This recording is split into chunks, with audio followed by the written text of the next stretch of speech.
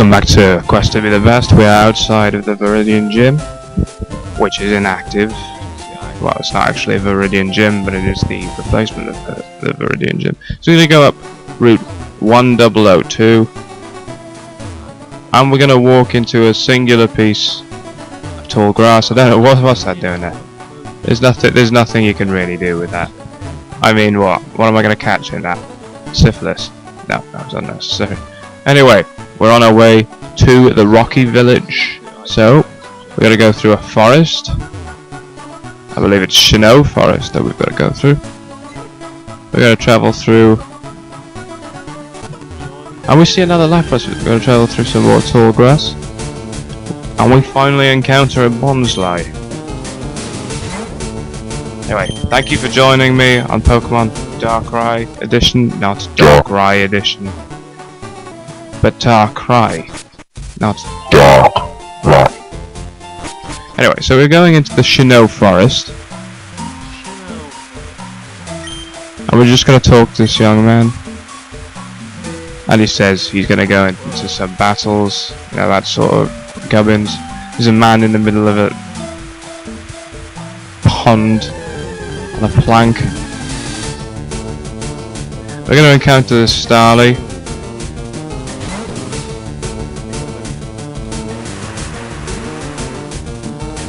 Which out levels my Starly. But we're gonna do a bit of training of the Starly now. So we're gonna send out my King,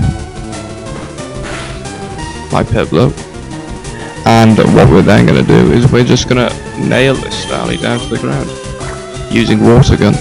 Water Gun in the rain, and a 5-level difference. At this level, you're never gonna lose that. So just gonna gain minimal XP for that battle there. But you know, all XP counts. So I don't know where I'm going in this forest, obviously. I suspect that probably has something to do with one of the Regis in this game. But we can never be too sure. So we're gonna encounter Baidu. Possibly the most useless creature you could ever encounter on this game. Honestly.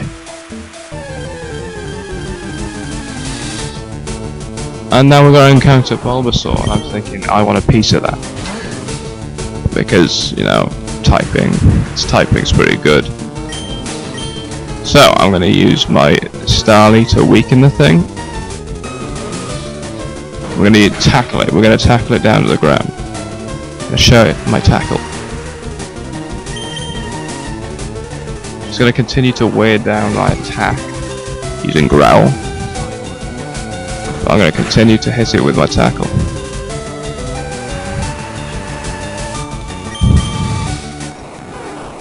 It's going to continue to growl at me. Like a very rude creature. It's going to tackle my Starly and it's going to do about 5 PP damage. And now we're in a good situation right here. We're in a good situation because that's that critical hit at a critical time. We're gonna throw a Pokeball.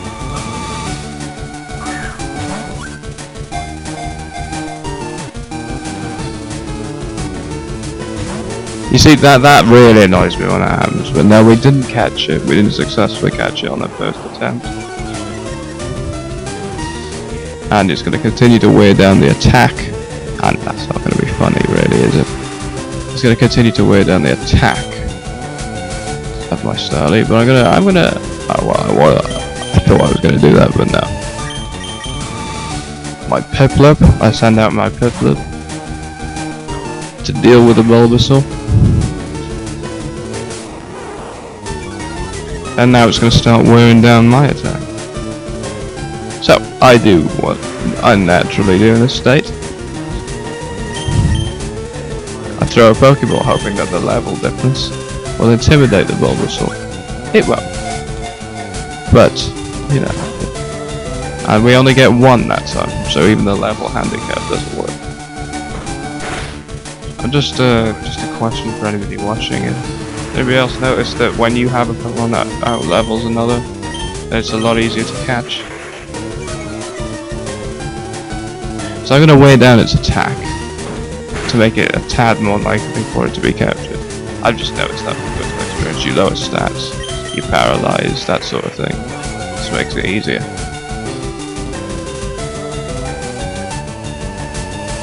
And it's going to weigh down my attack.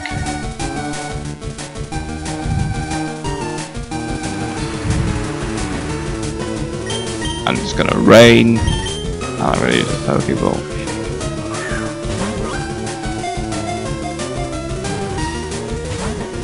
And we're still only going to get one, so that's not very good really, but it's going to continue to growl at me, and rain is going to continue to fall, and I'm in a bit of a situation where I only have one more chance to capture this thing. So I'm going to send out Starly. For whatever reason I sent out Starly, I don't know.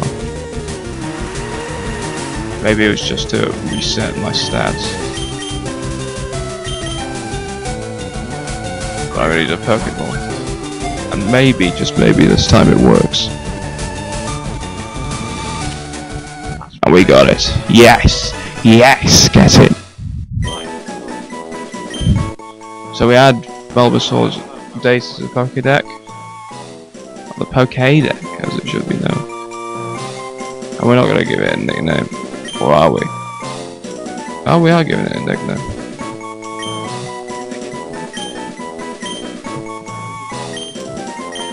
Ah, we're going to call it Douchebag, because it was such a moron to capture.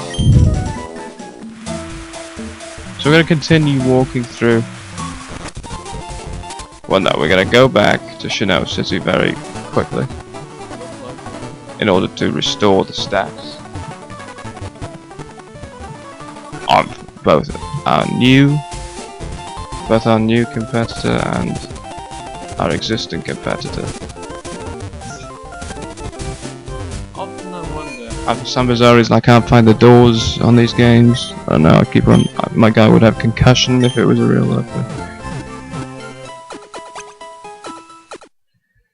But you know how it is. So, restored your Pokemon to full health. We hope to see you again. Yeah. We leave that. Walk into an old man. And head straight back from the forest. And we see Lapras again because there's about 600 within the game. I don't know whether you can battle them at a later stage when you can actually travel on the water or whether they're just there for aesthetics.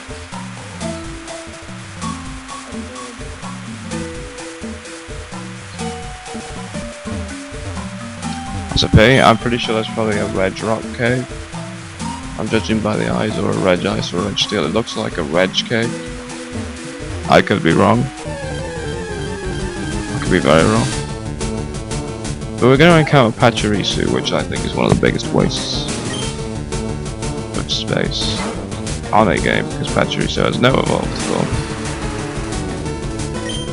I mean, I'm sure it does pretty well during the early stages of the game. How does it know Pack?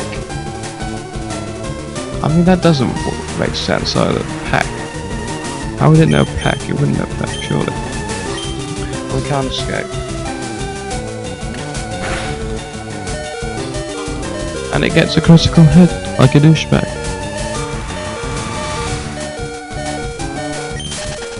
So we're gonna get away this time anyway. And we're going to try travelling through the forest, because I have no idea where we're going through this forest. It seems like it's really well made to confuse me. Oh, what is that? And we encounter a dead old man and some form of sailor Pokemon sort of thing. I have no idea why that is there. And that is where we'll leave off on Quest to be the best today. Hope you enjoyed. See you guys next time.